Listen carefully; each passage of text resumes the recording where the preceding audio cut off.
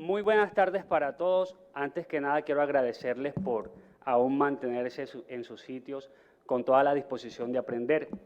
Quiero empezar por agradecerle al Instituto Colombiano y en aras de aprovechar la oportunidad en el homenaje que se le hace en vida al doctor Jairo Parra Quijano, desde la humildad de mi ponencia se la quiero dedicar a él.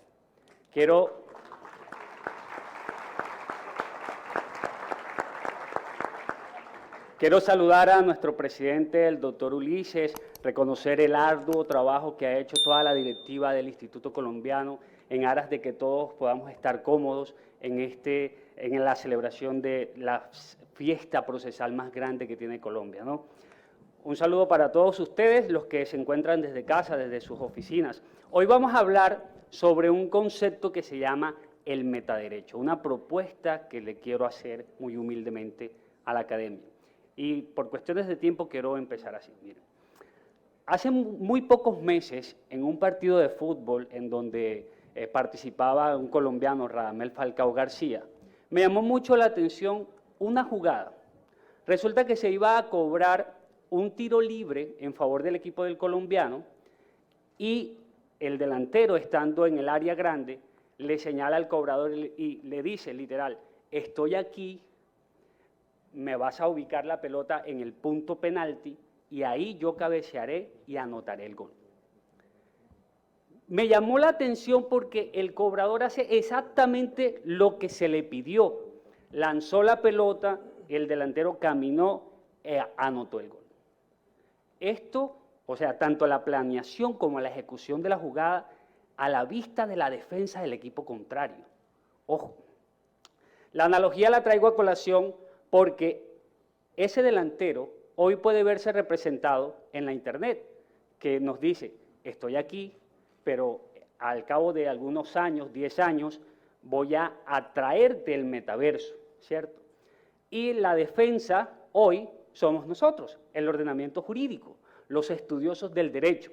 La pregunta es: ¿nos vamos a quedar simplemente observando que anoten el gol? ¿O vamos a empezar desde ya a encarar el tema del metaverso?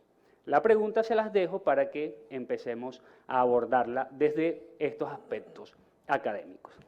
Miren, en la actualidad nos encontramos viviendo una era digitalizada, ¿cierto?, abanderada por la Internet. Hoy, la humanidad, casi que un 80% de las cosas que hacemos en lo cotidiano, lo hacemos a través de la Internet, a través de una red, plataforma o aplicación, ¿cierto? Trabajar, estudiar. De hecho, a nosotros nos están viendo hoy desde cualquier parte del mundo, a través de la Internet. Eso quiere decir que tenemos una dependencia a estar constantemente conectados a la web, ya sea por mero ocio o cualquier otra cosa. Eso quiere decir que los derechos fundamentales también tendrán lugar dentro de del ecosistema digital y será entonces obligación del derecho encarar, sobre todo porque si bien se materializan, también se materializan vulneraciones y violaciones a estas garantías fundamentales.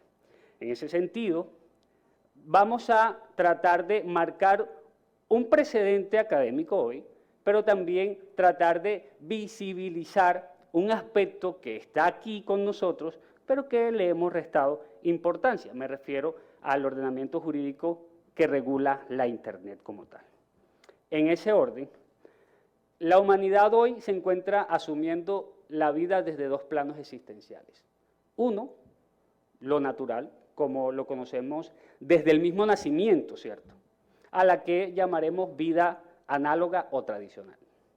Otra, que la asumimos desde la conectividad, plataformas, redes sociales, avatares y todo eso, a la que predeciblemente vamos a llamar vida digital.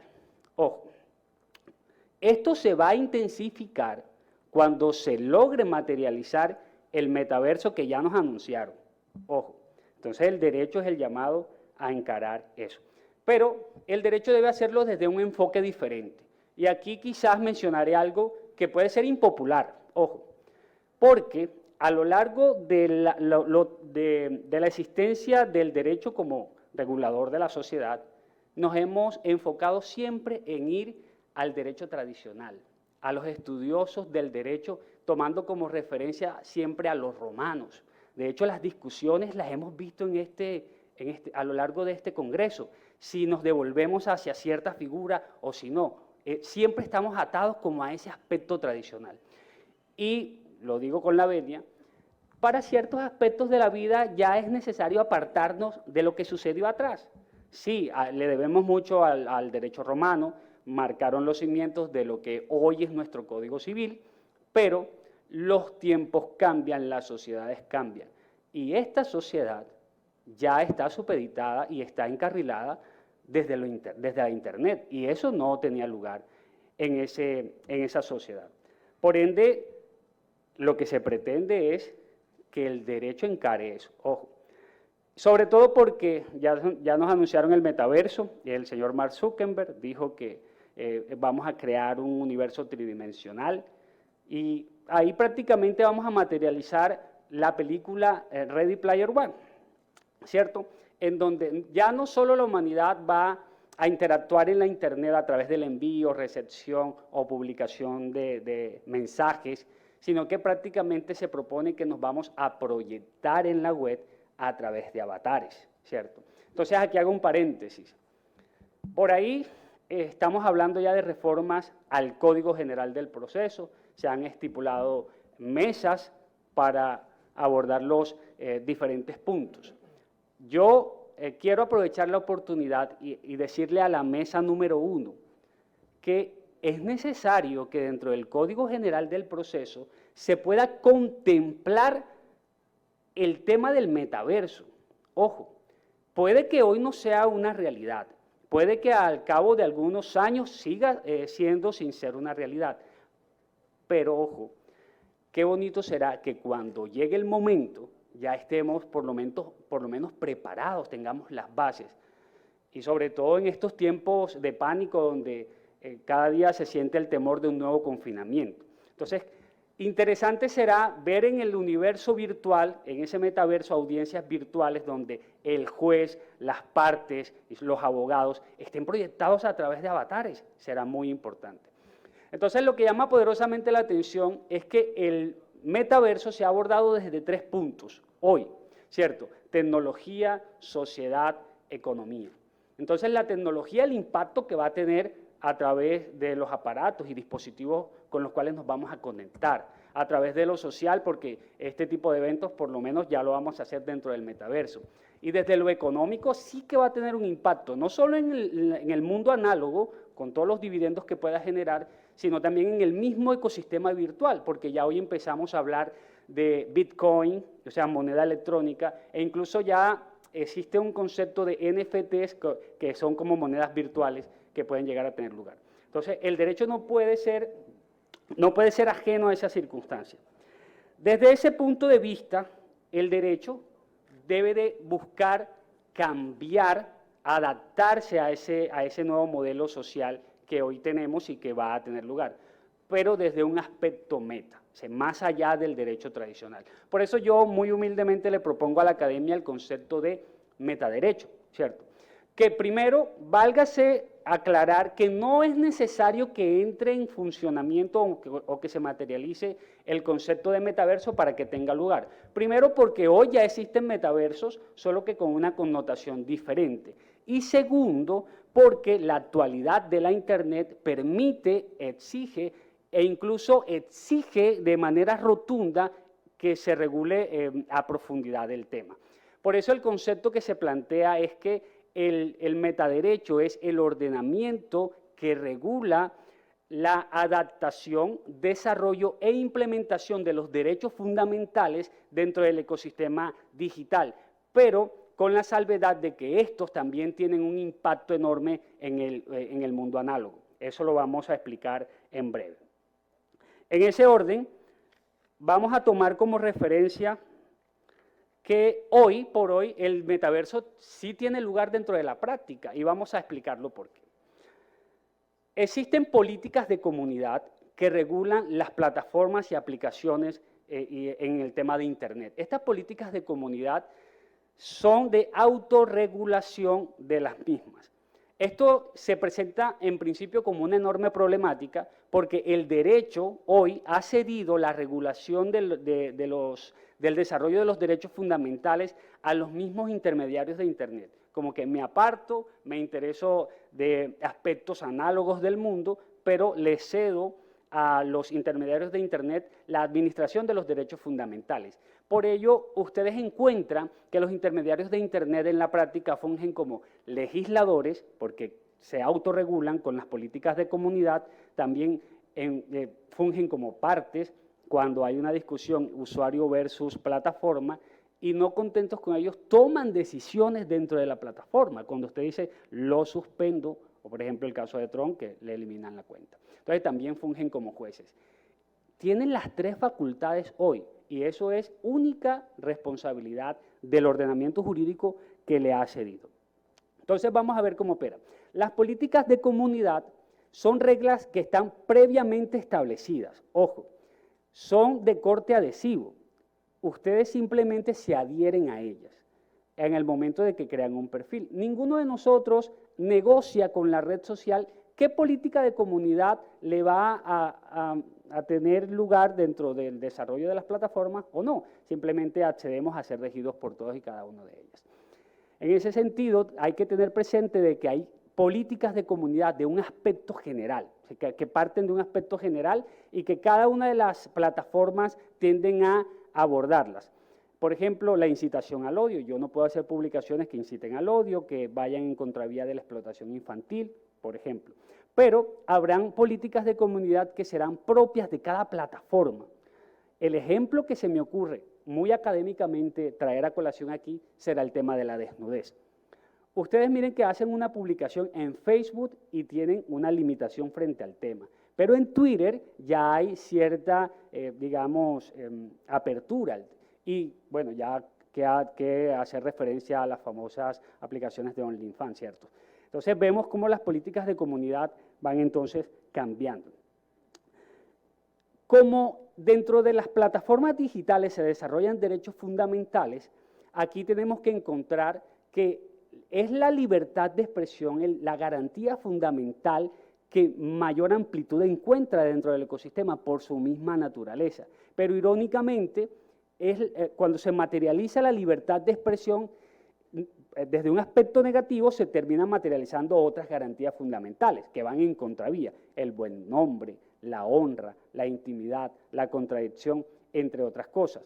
Eso evidentemente va a terminar ocasionando un daño, porque ojo, no todo lo que se diga dentro de las plataformas corresponderá a una realidad o será una publicación que vaya en buen plan, por decirlo así.